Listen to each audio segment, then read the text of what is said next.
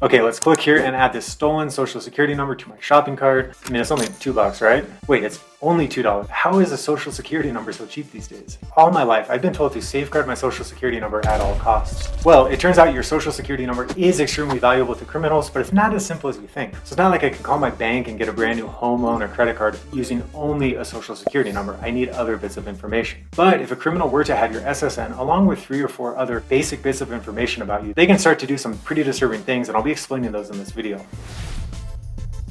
For instance, if a criminal had not just your social security number, but also your name, your birth date, your mother's maiden name, and your home address, they could do a lot of damage. And actually, interestingly, this is why the majority of identity theft is actually perpetrated by family members. It's crazy, but it's true. I mean, think about it. Who in your life has all of this information other than a close family member? Hopefully nobody. Although, come to think of it, your tax preparer, they might.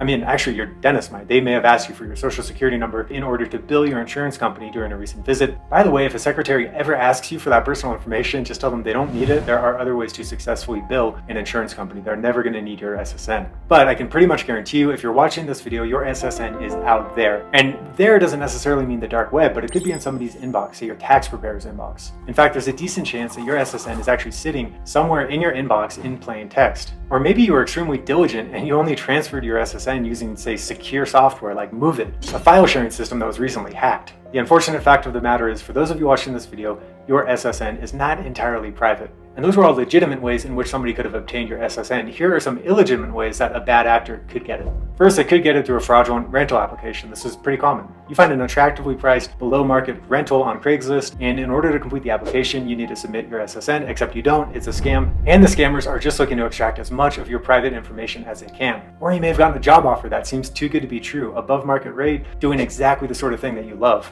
It's funny too how you got this job invitation after a short 5-minute interview. That seemed too easy. And it was. It's a scam. They'll ask you to fill out lots of paperwork. Sometimes the scammers will even ask you to send money. And the end result is that you're out money, personal information, or both. Then there's good old-fashioned phishing. So here, maybe you clicked a link to paypals.com, not PayPal, or PayPal with a capital I instead of an L. And this turned out to be a honeypot that asked for all sorts of information. Maybe you even had to upload a copy of your passport, your driver's license. Well, the criminals now have all of that. So those are just some of the ways that your SSN can end up out there. And by out there, I mean anywhere other than a safe in your house and in your head. And once your SSN and a few other bits of personal information are in the hands of bad actors, here's what they could do. They could take out credit cards in your name. But if you have frozen your credit file at each of the 3 major credit bureaus, TransUnion, Equifax, and Experian, they can't.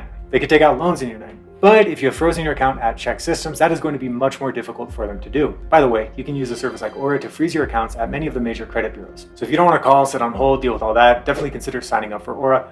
Links available below. And then of course they could sell it for $2 on the dark web like we saw earlier in the video. But if you're in the hands of a good dark web monitoring service, again, I recommend Aura. You're at least going to be notified when that information turns up. And this allows you at least to proactively monitor where there might be these breaches of your info on the dark web. Somebody could also use your SSN to file a fraudulent claim with the IRS for a tax refund, but you can and probably should get a unique PIN generated by the IRS that acts as a sort of 2-factor authentication for anybody filing a return in your name. Somebody could apply for unemployment benefits in your name. If that happens, notify the Department of Labor immediately. That's at the federal level. And then at the state level, you would also report this to your state unemployment department. What else could somebody do? It actually is a pretty long list.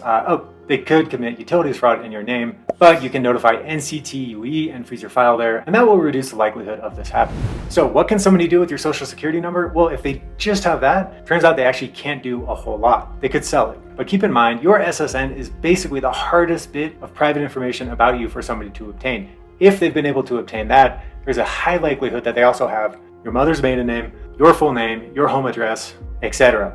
And armed with that information, they could do a lot of damage. So be sure to keep your social security card secure in a safe. Never give it out to a third party who requests it. Don't send it in plain text over email, and guard it very protectively because while it might only sell on the dark web for $2, it's worth a whole heck of a lot more. I'm Brandon, and I'll see you in the next video.